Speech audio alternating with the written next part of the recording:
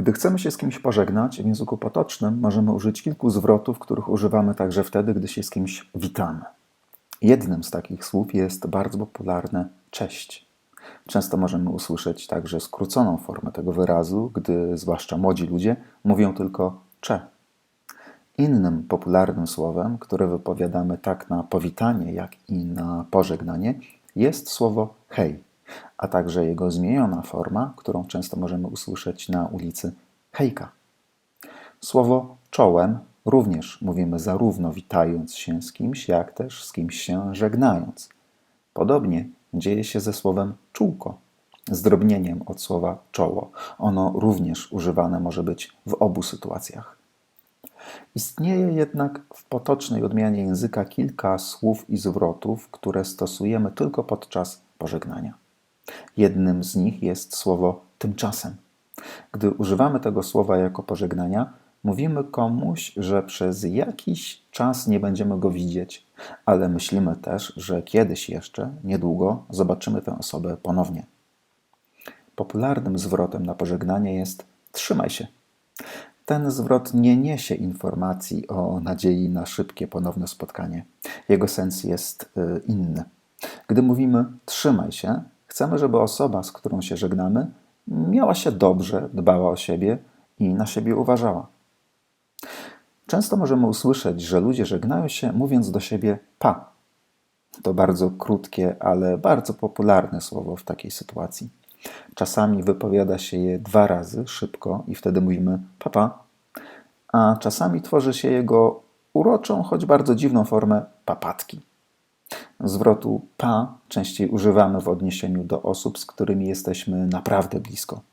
I chyba częściej używają go dziewczyny i kobiety niż chłopcy czy mężczyźni, choć nie jest to oczywiście regułą. Bardzo popularnym zwrotem używanym podczas pożegnania jest na razie. Często możemy usłyszeć go w sytuacjach nieoficjalnych. Nie jest to długi zwrot, ale i tak stosowana jest, zwłaszcza przez młodych ludzi, jego krótsza wersja. Składa się ona z 2 początkowych sylab tego zwrotu. Nara. Niekiedy używane są także inne wersje tego pożegnania. Narazicho lub narazisko. Zauważyć możemy dodanie formantu, który często jest używany do tworzenia zgrubień, jak na przykład pies, psisko. Być może słyszeliście kiedyś osoby, które żegnały się mówiąc do zobaczenia. To zwrot stosowany wobec osób znajomych, ale często używa się go także w sytuacjach trochę bardziej oficjalnych. Także ten zwrot doczekał się krótszej formy, w której zachowane zostały jedynie jego 2 pierwsze sylaby. Powstało krótkie pożegnanie dozo. Czasami możemy usłyszeć i inną, nie tak krótką wersję zwrotu do zobaczenia. Możemy powiedzieć do zobaczyska. Do zobaczenia ma swój odpowiednik w języku angielskim. To zwrot see you. Pożegnanie see you jest bardzo popularne w Polsce, zadomowiło się w języku potocznym i jest często używane.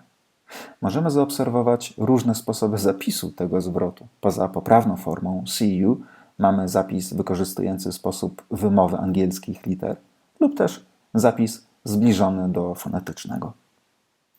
Czasami możemy usłyszeć, że przyjaciele żegnają się mówiąc słowo, którego nie spodziewalibyśmy się usłyszeć w takiej sytuacji. Takim słowem jest strzała. Znaczy tyle co nara czy dozo i też najczęściej używane jest przez młodzież.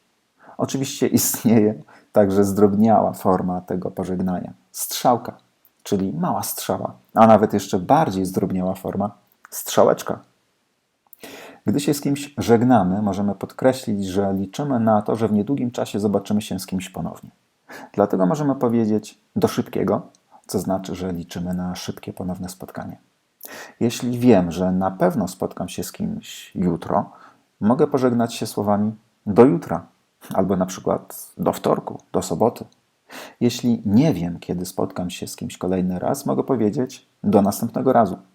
To znaczy, że żegnam się do następnego razu, kiedy znów się spotkamy.